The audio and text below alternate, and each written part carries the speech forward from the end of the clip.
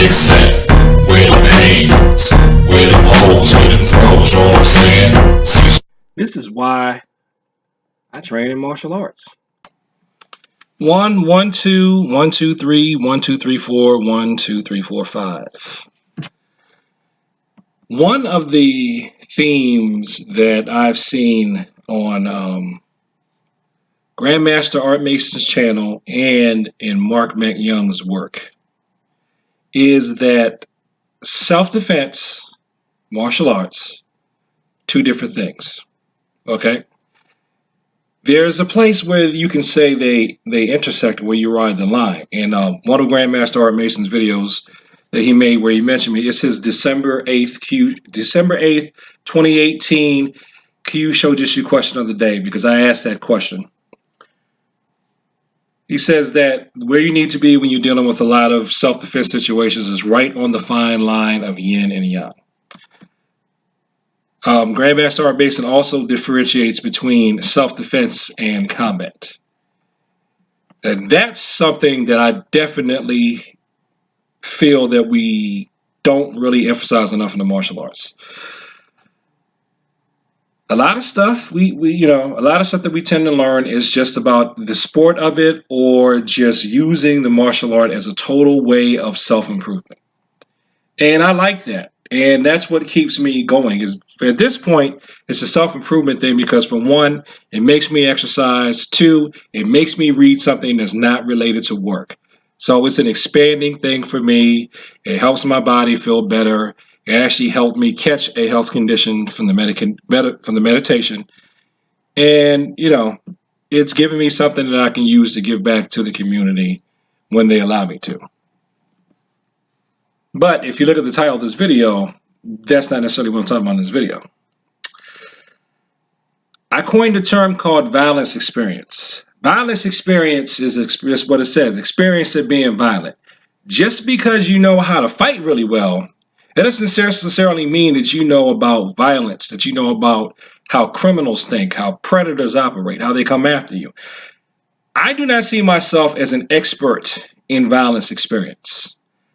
If anything, I'm probably an intermediate ranked violence student, which means some of the stuff that people have talked about and things that I've read, and I've been like, you didn't know to do that? It's stuff that was instilled in me at a young age, and I just do it, or I'll automatically react that way sometimes when I'm in tough situations. I automatically know how to escape or get out, but that's not something that I can necessarily pass on. And that's what I like about Mark McYoung stuff. He wrote down, I tell people this, he wrote down the stuff that's not written down. He wrote it down and he codified it, and he can pass it on to people. And for years, I thought that he had no formal training in martial arts, but he does. He's got a very strong Japanese karate background, okay? So I was going to do this as a media review, but I don't even know how I came across this. It must have been something I read on a Grandmaster Art Mason website, and that's why I mentioned him in the beginning. I think it was, but I'm going to have some clips.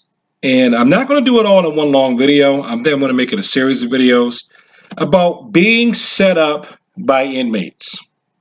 If you work in the correctional system, or you're a corrections officer, how inmates pick you and how they work you. Now, I'm not an expert in this. Like I said, I'm an intermediate violence practitioner. Okay? I couldn't award you a black belt in violence. But I've seen some people that I know definitely, yes, they are experts in violence.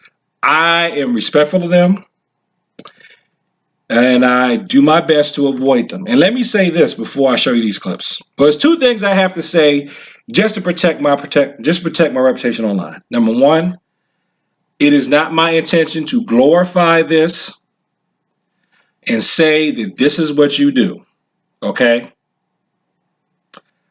I'm not saying that jail is the ultimate place of wisdom.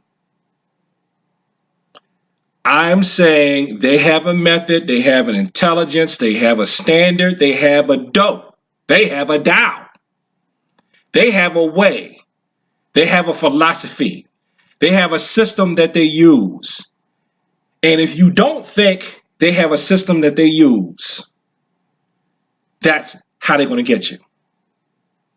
Okay, so I actually said both of my points. Number one, I don't approve. But number two, they ain't stupid. Criminals are not dumb. Just because their report cards to school may look like like that old Puffy song, that doesn't mean that in life it's no. Yeah, some of them are dumb, but a lot of them are not dumb. They're just not smart at things that society approves of and will allow them to get ahead. They are smart at things that can end up getting them in jail. And then once they get in jail, they definitely know how to manipulate that jail environment. Okay? But there are principles that carry over in human behavior from one place to the other place to the other place. It looks to me like predators have their key indicators that they like to use when they pick their targets, no matter what kind of predator we're talking about. If we're talking about a predator in the wild, we're talking about something where they're looking at the weak gazelle and they're like, I'm going to pick that one. Okay? When we're talking about predators in a jail setting, they're like, that guard looks like somebody doesn't really take care of himself, or he likes to break the rules. Let me see how far I can get him to break the rules. And we want to talk about what most of my students are going to have to deal with, the most of us, things like bullying at school and the workplace.